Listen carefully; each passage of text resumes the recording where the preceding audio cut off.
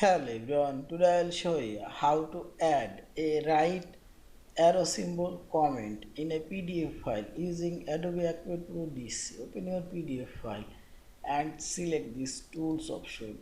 Now select comment option and click on this sticky note option and put your sticky note in here and click right button for properties and scroll down.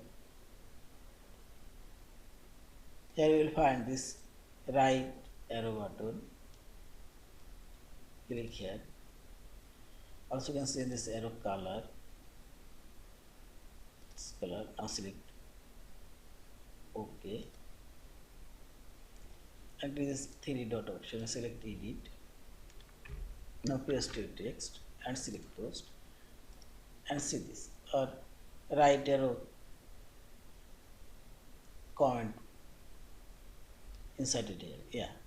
Thank you for watching. Please subscribe, like, share and comments.